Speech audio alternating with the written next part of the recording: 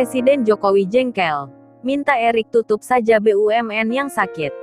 Presiden Joko Widodo, Jokowi, menegaskan, pemerintah tak akan lagi memberikan proteksi terhadap perusahaan-perusahaan BUMN yang sakit dan tak mampu mengejar ketertinggalan dan bersaing. Hal ini disampaikan Jokowi saat memberikan pengarahan kepada para direktur utama BUMN di Kabupaten Manggarai Barat. Jokowi mengatakan, dahulu terdapat banyak perusahaan BUMN sakit yang sering mendapatkan proteksi melalui suntikan dana penyertaan modal negara (PMN). Menurutnya, jika suntikan dana terus-menerus diberikan pemerintah, maka justru akan membuat perusahaan tak bisa maju karena tak berani mengambil risiko dan tak berani bersaing. Jokowi ingin perusahaan BUMN mampu bersaing di kancah internasional.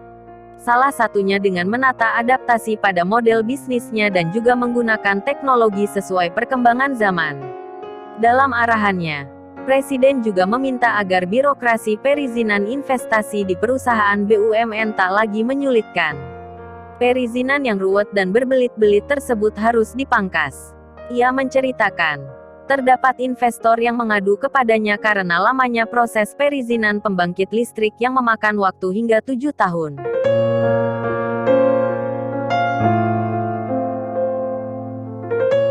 Yang paling penting ke depan yang ingin kita bangun ini adalah nilai-nilai, core value.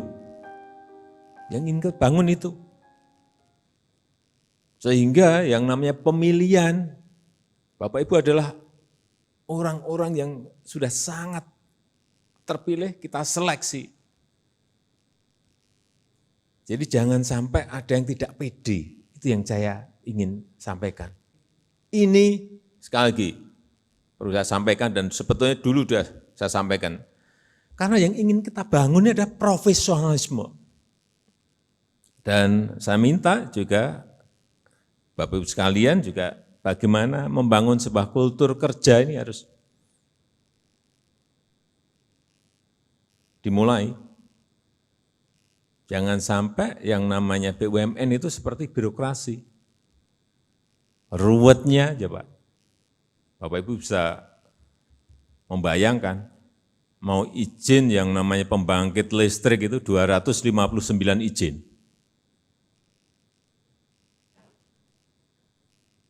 Meskipun namanya beda-beda, ada izin, ada rekomendasi, ada surat pernyataan, sama saja itu izin. Dan itu jumlahnya 259 izin. Kalau dibawa koper mungkin 10 koper ada. Dan waktu yang diperlukan bisa mencari izin itu bisa 3 tahun, 4 tahun, 5 tahun, 6 tahun, 7 tahun. Ada yang 7 tahun ngadu ke saya. Nah, seperti ini yang harus dipangkas. Enggak boleh misalnya di PLN sampai bertele-tele seperti itu. Enggak bisa lagi. Nah, siapa yang mau invest kalau berbelit-belit seperti itu? Sudah di kementeriannya berbelit-belit, di daerahnya berbelit, masuk ke BUMN-nya berbelit-belit lagi. Lari semua. Sehingga kalau yang lalu-lalu, BUMN ini banyak terlalu keseringan kita proteksi. Sakit tambahi PMN, sakit suntik PMN. Maaf, terlalu enak sekali. Dan akhirnya itu yang mengurangi nilai-nilai yang tadi saya sampaikan. Berkompetisi enggak berani, bersaing enggak berani, mengambil risiko enggak berani. Ya bagaimana profesionalisme kalau itu tidak dijalankan? Jadi tidak ada yang namanya proteksi-proteksi lagi, itu udah lupakan Pak Menteri yang namanya proteksi-proteksi itu. Yang ini mau kita bawa BUMN ini go global, bersaing di internasional. Jadi ya mulai harus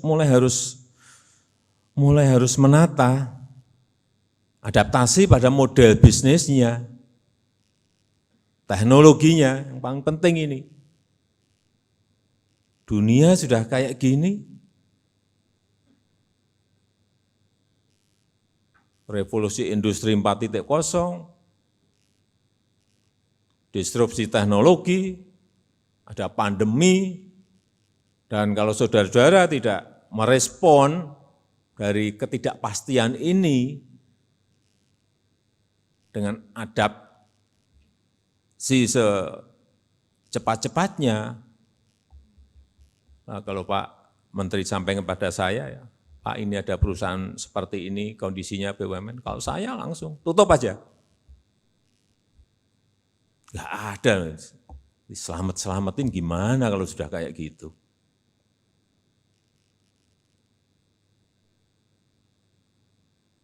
Dan Bapak Ibu semuanya, sekali lagi, ini sudah terpilih, terseleksi, pintar-pintar. Saya nggak ingin ngajari yang namanya manajemen, Bapak Ibu jauh lebih jago. Jadi sekali lagi, adaptasi pada model bisnis yang baru dan teknologinya. Ada yang sudah masuk ke sana, sudah cepat mengadaptasi. Saya lihat perbankan, bank-banknya, saya lihat sudah mulai masuk ke sana, ya. Telkomsel, ya sudah, saya lihat. Tapi yang lain, belum. Maaf, yang infrastruktur, BUMN infrastruktur, BUMN transportasi, belum.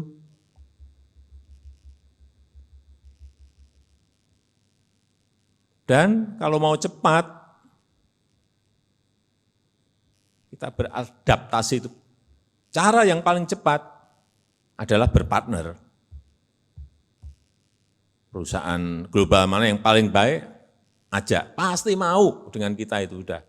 Kita sudah dinilai prospek ke depan 10-20 tahun yang akan datang nih, kita akan menjadi ekonomi 4 besar dunia kok. Siapa yang enggak mau? Mau semua.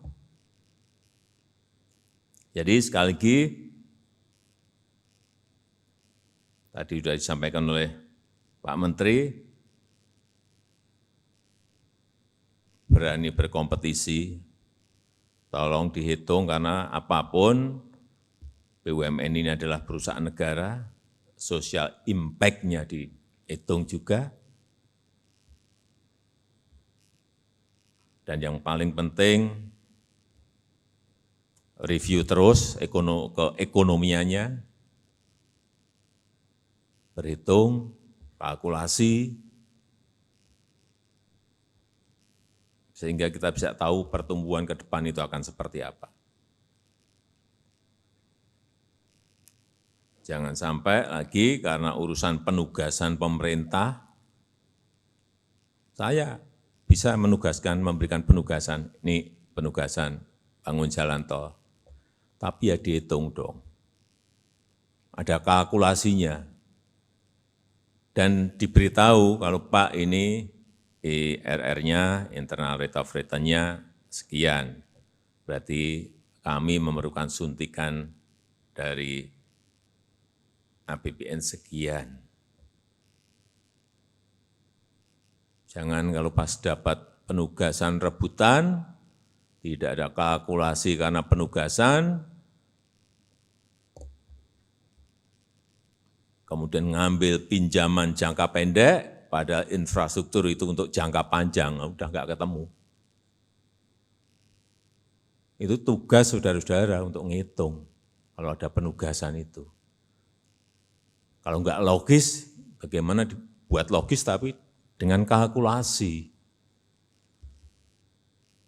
Ini yang kultur yang dulu-dulu tinggalkanlah, udah tinggal.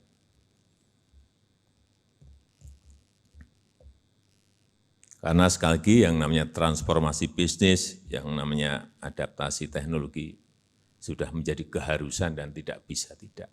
Kita hanya hitungan kita ini balapan, kita hanya punya waktu 2 tahun. Bukan karena 2024, enggak. Memang waktu, kita hanya diberi waktu, Kalau mau negara ini melompat ini hanya 2 tahun. Bagaimana menyiapkan SDM-nya, menyiapkan ekosistemnya, kemudian masuk ke teknologinya, adaptasi teknologinya, ya baru kita bisa negara ini melompat. Dan kita harus pontang-panting untuk itu. Mana yang perlu disuntik, mana yang perlu diinjeksi agar ini bisa melompat, cepat beradaptasi, yaitu tugas dari kita semua seperti itu. Jadi sama,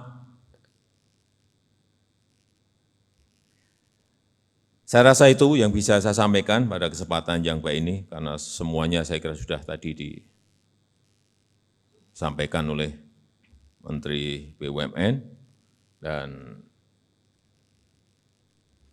saya ingin melihat betul-betul dalam waktu setahun 2 tahun ini ada sebuah perubahan-perubahan yang fundamental, yang menyebabkan daya saing kita, competitiveness kita, betul-betul bisa naik levelnya. Dan tadi saya senang Pelindo 1, Pelindo 2, Pelindo 3, Pelindo 4 sudah gabung menjadi PT Pelabuhan Indonesia, PT Pelindo, yang kita harapkan ini nanti akan bisa memperbaiki biaya logistik kita, bisa memperbaiki konektivitas antar pulau yang kita miliki, banyak 17.000 pulau, sehingga pelayanan pada masyarakat di seluruh pulau menjadi lebih baik. Tetapi yang paling penting, dengan bergabungnya ini menjadi sebuah kekuatan besar,